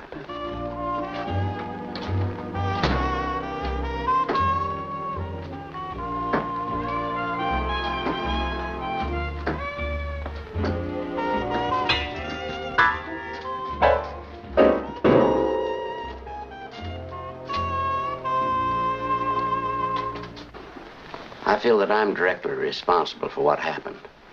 I turned him down for a loan because he had no security. Then I got to thinking, what kind of a world is this? There must be something rotten somewhere when a man like your husband can't get a loan. I'm not for revising the banking laws, but sometimes we should make an exception and take a good heart for security. So rest assured, this house is yours. Oh, what wonderful news. If only he were here. I made him feel that I wanted this more than anything else in the world. More than I wanted him. Tommy, my boy. Some of my stuff. You've had enough now, Sam. Go on home. What am I going to do with a guy like that? Look at him now. Come back here, will you? No. I want to be alone. Oh. Am I going to have trouble with you? Not if you leave me alone. Sam, you're too nice a guy. Who's a nice guy? You are. Why, you haven't got a mean streak in you. I haven't, huh? Well, I guess you have. Give it to me, will you? Give it to me, Sam. Give it to... From now on, I'm the meanest man in town. Watch and see. I'm commencing to believe it. Watch the next person that comes up for a helping hand. Out. The next character that comes up to me with his hand out, see what I do? Out. Oh, Sam! Oh, I'm sorry, miss. I'm awful sorry. He's a nice fellow when he's not drinking. Miss, He shouldn't have done that. Here, this will cover what's missing, maybe. Here, miss. I wonder if you'll help me get him out of here. Get him home. I'm sorry, miss. Don't. Thank you. All right, Sam. You're all right.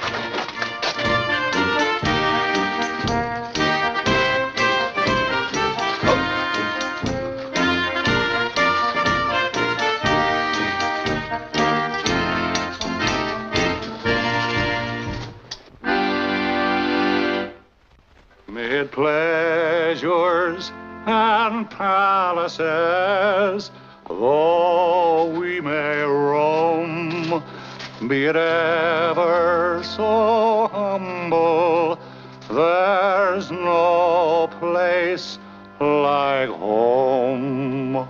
Home, home, sweet, sweet home, there's no place like home, be it ever so humble. Oh, why don't you go home? Home, home, sweet, sweet. We'll find a bed for him. Oh, gee, will you, lady? Yes. Oh, that's great. That's fine. Here, take this, and I hope it helps out.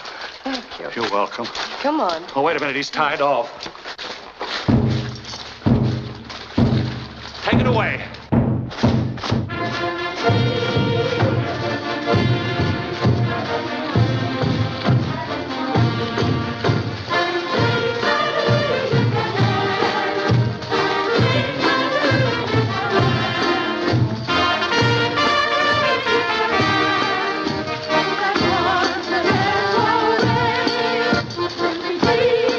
I've been redeemed.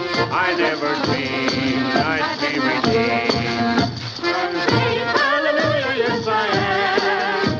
I'm saved, for sure my name is Sam.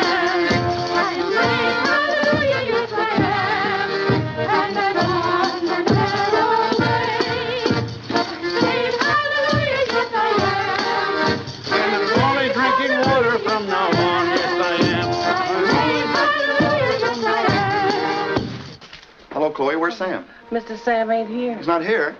Hello, Lou. Hi, Claude. Have a cigar. Hi. And will you have a cigar? Father? And you, sir, have a cigar. Lou, it's here. A baby boy, 8 pounds. Little Sam. Isn't it wonderful? Well, what's the matter? Do you think we have enough babies? Sam Clayton is missing. No. Yes, something's happened to him. We're terribly worried. Well, what could happen to Sam? Everybody loved him. He had no enemies. Well, he's too nice a guy to be missing. Oh, he's bound to turn up. Nobody would harm him. Well, he took care of everybody. And everybody will take care of him. The world needs Sam Clayton. So do I.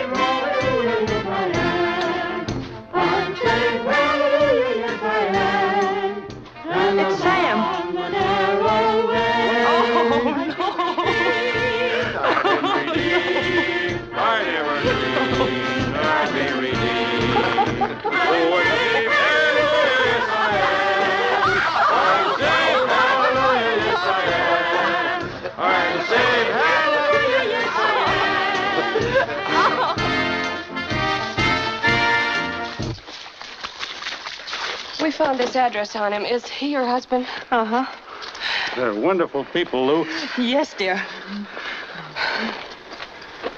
I'm a failure, Lou. I'm going to join them. You're much better off without me. I'm no good for you, Lou. You're still young and so attractive, isn't she? So are you, you big... Oh, I've messed up our lives. I just stumble along and... You've just stumbled into the vice presidency of the store. Yes. According to the banker man here, he's going to loan us the money so the house will be ours, too.